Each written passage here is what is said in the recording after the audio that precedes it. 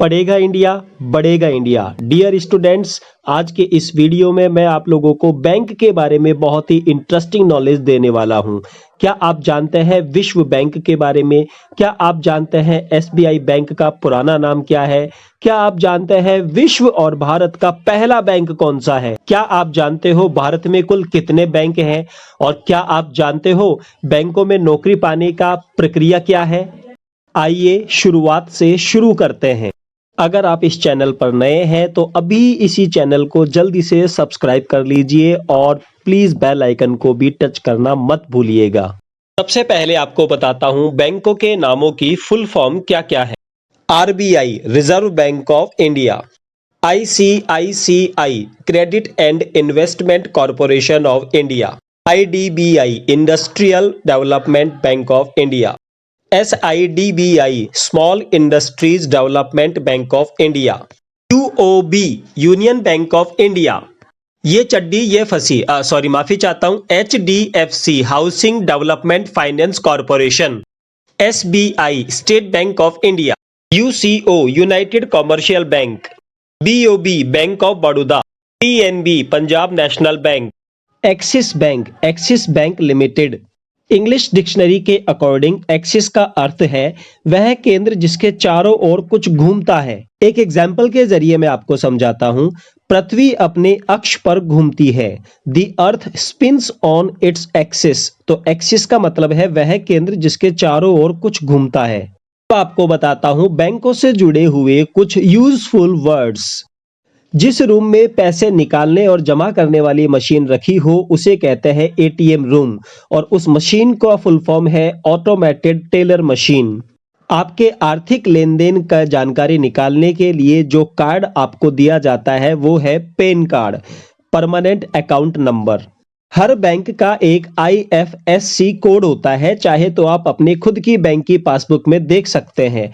IFSC का मतलब है Indian financial system code. Bank की भाषा में KYC का मतलब है नो योर कस्टमर। आर्थिक लेन देन के लिए जब आप हर महीने किस्त देते हैं तो उसे कहते हैं EMI, equated monthly installment. FD means fix deposit. RD means recurring deposit. अगर आपका सिबिल रिकॉर्ड अच्छा है तो आप किसी भी बैंक के साथ लेन देन कर सकते हैं। CIBIL, credit information bureau India limited. Digital payment किया जाता है UPI के जरिए, unified payments interface. ITR, income tax return. NEFT, national electronic funds transfer. RTGS, real time gross settlement. अब मैं आपको बताता हूं विश्व बैंक यानी कि वर्ल्ड बैंक के बारे में। अंतरराष्ट्रीय पुनर्निर्माण और विकास बैंक, जिसको इंग्लिश में कहते हैं international bank for reconstruction and development, और शॉर्ट फॉर्म है IBRD। दूसरा है अंतरराष्ट्रीय मुद्रा कोष, जिसको इंग्लिश में कहते हैं इंटरनेशनल मॉनेटरी फंड, जिसको शॉर्ट फॉर्म है IMS। इन दोनों की स्थापना 1944 में हुई थी और इन दोनों की स्थापना हुई थी अमेरिका के न्यू हैम्पशायर शहर में। इसी को कहा जाता था विश्व बैंक। वीडियो में दी हुई जानकारी यदि आपको पसंद आ रही है तो प्लीज जल्दी से चैनल को सब्सक्राइब कर लीजिए और बेल आइकन को टच कर लीजिए। अब मैं आपको बताता हूं बैंक का हिंदी में अर्थ होता है कोषागार या अधिकोष, और BANK, इन चारों लेटर्स का इंग्लिश में फॉर्म होता है बोरोइंग, एक्सेप्टिंग और नेगोशिएटिंग, कीपिंग। अब जानते हैं बैंक की परिभाषा हिंदी में। ऋण देना और विनियोग के लिए सामान्य जनता से राशि जमा करना तथा चेकों, ड्राफ्टों और आदेशों द्वारा मांगने पर उस राशि का भुगतान करना बैंकिंग व्यवसाय कहलाता है, और इस व्यवसाय को करने वाली संस्था बैंक कहलाती है। इसी परिभाषा को हम इंग्लिश में भी समझ लेते हैं। Giving loans and depositing money from the general public for investment and paying that amount on demand through checks, drafts and orders is called banking business, and the institution doing this business is called bank.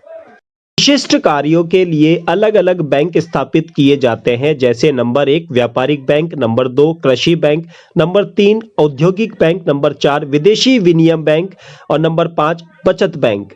एक खास बात जिस पर आपका ध्यान चाहता हूं, इन सब बैंकों के प्रकारों को नियमानुसार चलाने तथा उसमें पारस्परिक तालमेल बनाए रखने के लिए जिस संस्था की स्थापना की गई थी उसे कहते हैं सेंट्रल बैंक, जो देश भर की सभी बैंकिंग व्यवस्था का संचालन करती है। अब मैं आपको बताता हूं विश्व का पहला मॉडर्न बैंक कौन सा था। विश्व का पहला मॉडर्न बैंक था इटली के जेनेवा में, जिसकी स्थापना 1406 ईस्वी में की गई थी और उस मॉडर्न बैंक का नाम था बैंको दी सैन जियोर्जियो, और इसे शॉर्ट में कहते थे सेंट जॉर्ज बैंक। पर कृपया ध्यान दें, इस वीडियो का मकसद केवल आपके साथ ज्ञान का आदान प्रदान करना है। किसी भी तरह की हानि के लिए यह वीडियो जिम्मेदार नहीं होगी। धन्यवाद।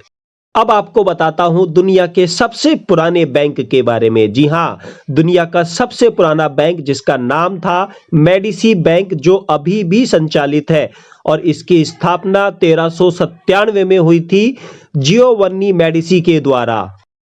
अब आपको बताता हूं भारत में बैंकों के रोचक इतिहास की जानकारी। भारत में भी 1806 में बैंक ऑफ कलकत्ता स्थापित हुआ था। उसके बाद 1840 में बैंक ऑफ बंबई की स्थापना की गई थी और 1843 में बैंक ऑफ मद्रास की स्थापना की गई थी। भूलिएगा मत, इस समय हमारा देश ब्रिटिश सरकार के अधीन था। इन्हीं तीन बैंकों को तीन प्रेसिडेंसी बैंकों के नाम से जाना जाता था, जिनका मुख्य काम था ईस्ट इंडिया कंपनी के व्यापार में सहायता करना। 1921 में भारत के तीनों प्रेसिडेंसी बैंकों को मिलाकर इंपीरियल बैंक ऑफ इंडिया बनाया गया। यहां एक बात नोट करने की है विद्यार्थियों कि 1 अप्रैल 1935 को भारत में रिजर्व बैंक ऑफ इंडिया की स्थापना भी की गई। IBI यानी कि इंपीरियल बैंक ऑफ इंडिया ही था जो आज स्टेट बैंक ऑफ इंडिया के रूप में हमें पहचान करवाता है। दो और खास बातें हैं विद्यार्थियों आपके लिए। रिजर्व बैंक ऑफ इंडिया यानी कि RBI, इसका राष्ट्रीयकरण किया गया था 1949 में, जबकि इंपीरियल बैंक ऑफ इंडिया यानी कि IBI का राष्ट्रीयकरण किया गया था 1955 में। भारत का पहला बैंक था बैंक ऑफ हिंदुस्तान, जो कि 1770 में स्थापित किया गया था, आज से करीब 254 साल पहले। यहां ध्यान देने की एक बात और है विद्यार्थियों, 1770 में बैंक के खुलने के बाद यह कुछ समय तक ही चला, लेकिन कुछ वर्षों बाद कई कारणों की वजह से 1832 में इस बैंक को बंद कर दिया गया।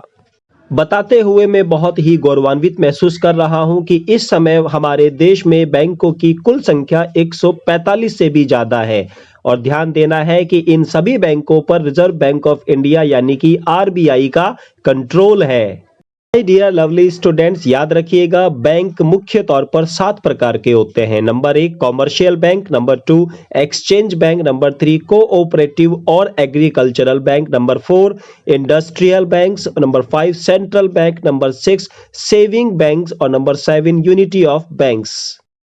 योग्य युवाओं के लिए बैंकों के माध्यम से हर साल भर्तियां निकाली जाती हैं और भर्तियों को 2 संस्थाओं के माध्यम से निकाला जाता है। पहला SBI state bank of India और दूसरा IBPS। अब समझते हैं IBPS क्या होता है। IBPS की फुल फॉर्म है institute of banking personal selection.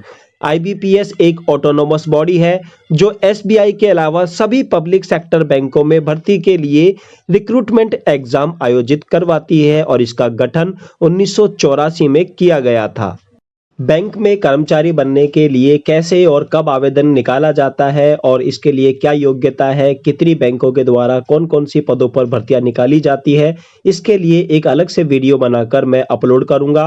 लेकिन अगर आपको यह वीडियो इन्फॉर्मेटिव लगी है, जिससे आपकी जानकारी बड़ी हो, तो प्लीज जल्दी से इस चैनल को सब्सक्राइब कर लीजिए और वीडियो के लिंक को ज्यादा से ज्यादा जरूरतमंद विद्यार्थियों तक पहुंचा दीजिए। फिर मिलेंगे अगली वीडियो में, तब तक के लिए अच्छा सोचिए, अच्छा खाइए, अच्छे से रहिए। All the best.